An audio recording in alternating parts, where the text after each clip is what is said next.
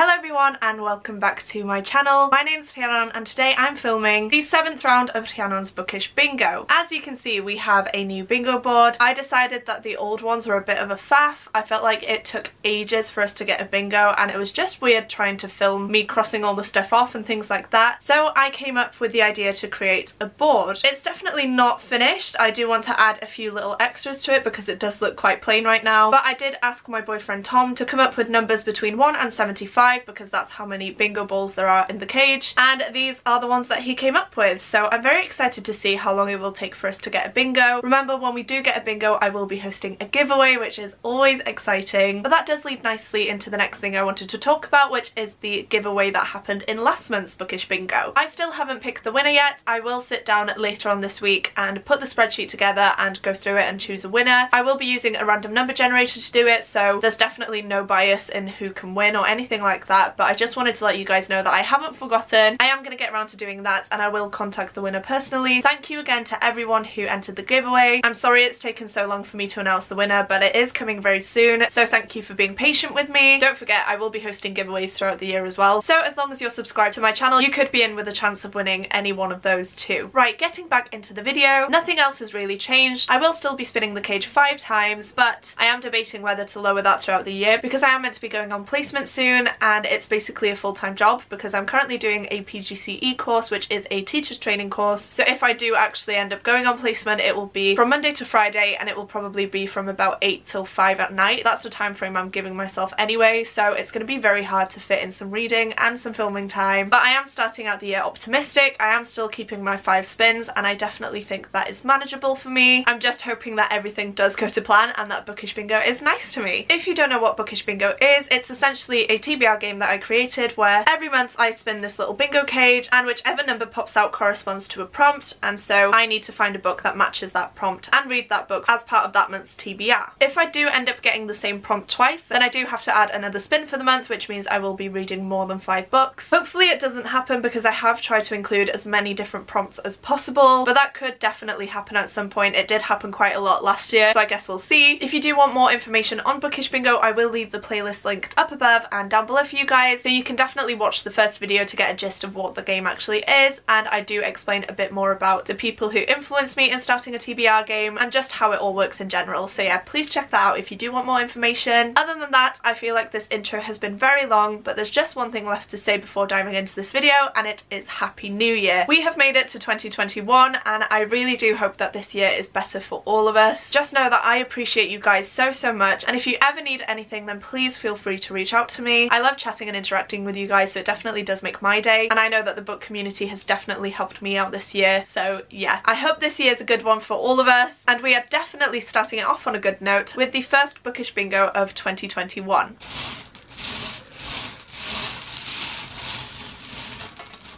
So first up we have number 53. So the first spin gave us number 53, and let me just check the bingo board. Nope, we have number 54, but 53 is not on there. But the prompt for that is chance card. Now normally what this would mean is that I would have a pile of cards with some books that I really want to get to and some books that I don't want to get to. If you've seen Becca's Bookopoly, it's definitely influenced by that because I keep putting off books that I really need to read. But for some reason I never got around to making the chance cards, so I am going to just use my little TBR pot today and I'm going to pick a book out of here. This is all completely random. I will just pop the lid off. As you can see, I have a load of different pieces of paper in there, so I'll just give it a shake and now I will just pull one out. This one. Oh, I have 2. Right, this one. So this is the one that I chose, and I believe it says This Lie Will Kill You, which is a book by Chelsea Pitcher, and here it is. I did pick this up a while ago, so I don't fully know what it's about. I just know it's a young adult thriller, and I've definitely been wanting to read more of them this year. But from the back, I'm getting that there was a party a year ago and somebody died, but no one actually knows what happened until one night 5 of the people that were at the party are all gathered at an isolated mansion where they are expecting to compete in a competition where they can win £50,000. ones. But nobody thinks to question this weird invitation until it's too late. And so 5 of them arrive, but not all of them will be able to leave. Now that I've had another look at this definitely reminds me of And Then There Were None by Agatha Christie. If you know the plot of that book, a group of 10 people are invited to a rather reclusive mansion and slowly all those people die. So I am definitely getting the same type of vibes from this one. It does also say on the cover, for fans of One of Us Is Lying, and I did quite enjoy that book. To be honest, I probably wouldn't have chosen to read this anytime soon, so I am kind of glad that chance card did come up, because now I have the opportunity to sit down and read this, and hopefully it's one that I will really enjoy.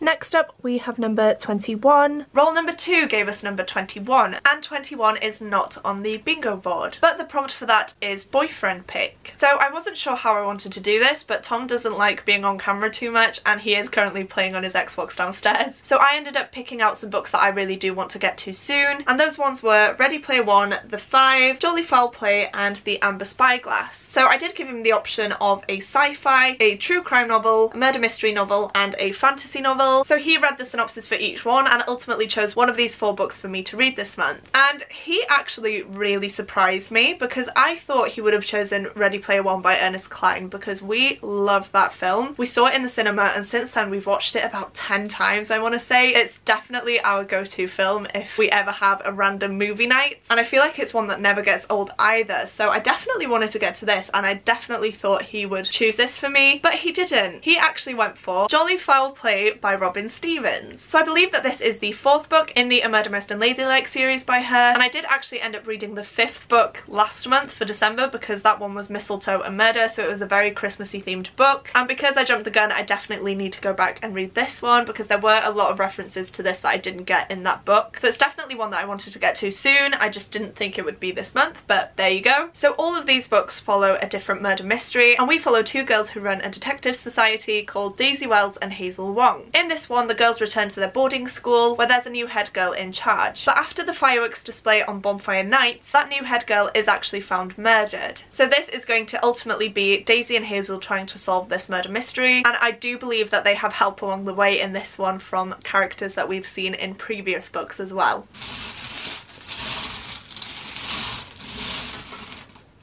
Next up, we have number 62. Next up, we got number 62, and that is actually on the bingo board. I don't know if you can see, but it is in the corner here. I can't lift this board up any higher because it will fall, but I will just cross that off now.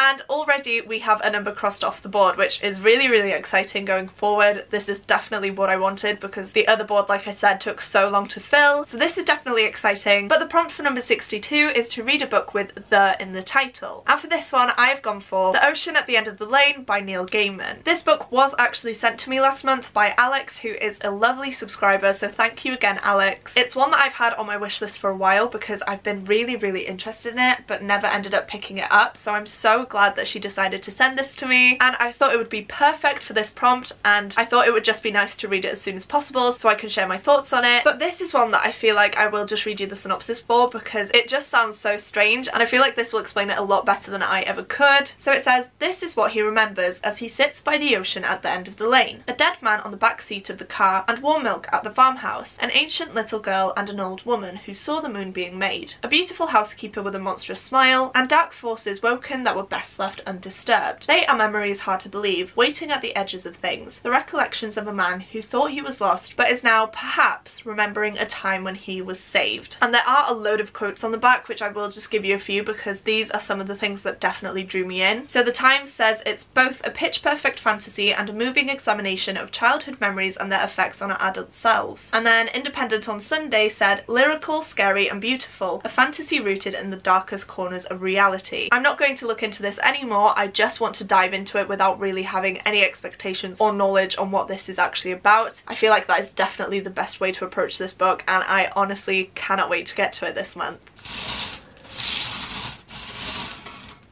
Then we have number 61. For rule number 4 we got number 61, and 61 is not on the bingo board, but the prompt for that is to read a backlist book. I'm interpreting that as a book that's been on my shelves for a while, definitely over 2 or 3 years, and so the book that I've chosen for this prompt is The Bone Season by Samantha Shannon. I can't remember if I've actually put this on a Bookish Bingo TBR before, but I definitely have tried to read this at least twice now, and I've just never gotten past the 100-page mark, and I don't know why, because everything I've read up until that point has really intrigued me, and it's just about time that I dive into this one and experience it for myself. The newest book, The Mask Falling, is coming out later this month, I believe, and I do definitely want to catch up with this series. I've definitely felt the FOMO over these last few months with Bonathon happening and a lot of creators that I follow reading this series, and I just want to get in on the hype, you know? So this is definitely getting read this month. So I believe this is a paranormal sci-fi type of book where we follow our main character, Paige Mahoney, who is a clairvoyant, but in this world that is completely forbidden, and so she risks being caught and prosecuted constantly. However, one day events occur that force Paige to reveal who she actually is and the powers that she has, and this ultimately flips her world upside down. Again, I don't know more than that, and I don't really want to know more than that either. I've avoided spoilers for this long, and I definitely don't want to be spoiled now, so I am just going to put this to the side for now so that I can pick it up and get fully immersed later on in the month. And for our last roll we got number 11. And then our last spin for January gave us number 11. And 11 is actually on the board, so I will cross that out. Wow, I can't believe that we have already managed to cross off 2 of the numbers, but the prompt for number 11 is mood read. So what that basically means is that I don't have a set book that I need to read this month now. Whether it be at the start of the month or at the end of the month, I can choose to pick up any book off my shelves and read it, and it will fulfill that prompt. But I have been wanting to read this book for weeks now, and I thought what better way to dive into 2021 than to read a new version of an old favourite. So for mood read I will be reading The Hobbit by J.R.R. Tolkien. However, this is actually a graphic novel which is illustrated by David Wenzel and adapted by Charles Dickson with Sean Deming. And I'll just show you a little snippet of it because this is absolutely beautiful. But if you followed me for a while now, you know that I read The Hobbit and the Lord of the Rings trilogy last year, and I definitely want to carry on from there and continue to read Tolkien's other works. However, I am in such a mood to reread those books, so I'm hoping that by reading this one it will satisfy my want to dive into those big tomes once again, and I can move on to the Silmarillion, which I haven't actually gotten to yet, and I'm very excited to do so. I'm sure you all know the story of The Hobbit by now, but if you don't, we follow a hobbit called Bilbo Baggins, and he lives in the Shire. However, one day Gandalf the Grey, who is actually a wizard, appears at his doorstep and invites him to go on an adventure to reclaim Erebor for Thorin Oakenshield, who is the king or ruler of the dwarves, and together this company must face a dragon called Smaug. I think it's safe to say that The Hobbit is probably my favourite book of all time. I can dive into it at any point and just fall completely in love with it once again, so I'm extremely excited to see someone else's take on it, and especially in graphic novel format because it's something I've never seen before, and it's just going to make the story a lot more vivid and easy to get through. So there we have it. These are the 5 books that I will definitely be reading in January. Some of these I wouldn't have necessarily picked out for this month, but I am kind of glad that I have to get to them now because I have been putting off some of these for so long. Please let me know if you've read any of these down in the comments. I'm very nosy and I would love to hear other people's opinions on them. I will also be trying my best to post weekly reading vlogs throughout January, so if you do want to hear my thoughts on these books, then definitely click the subscribe button so you'll be notified when I do post, and that way you can keep up with my thoughts on all of these books. For now though, I am just going to dive into the Welsh word of the day. Please remember that if you want to be featured in one of my videos, just leave a word down below in the comments with Welsh word of the day next to it, and I will definitely choose that and translate it for you in my next video. But today I've decided to give you guys the Welsh translation of books, and I will give you 2 actually. So I will give you book singular and books plural. So book singular is llyfr, llyfr, and then books plural is llyfrau, llyfrau. I really hope you guys enjoyed the new setup that I have, the new board that I have. I definitely feel like it's a lot more visual and it does stand out a lot more. Plus we can keep track of how many squares we actually have crossed off and how many more we need to get crossed off before the giveaway, which is always exciting. But yeah, please let me know down below what you thought of this setup, if you prefer it to the old one or not, and maybe what else I could do to make this setup a little bit better. But I am going to leave it there for now. Thank you guys so much for watching this video. It truly does mean the world to me. I cannot begin to tell you guys how excited I am for 2021 and the content that I have planned coming your way. Please don't forget to like this video if you liked it, as well as clicking the subscribe button if you'd like to see more content from me. Thanks again for watching, and other than that, I will see you guys soon for another new video. Goodbye!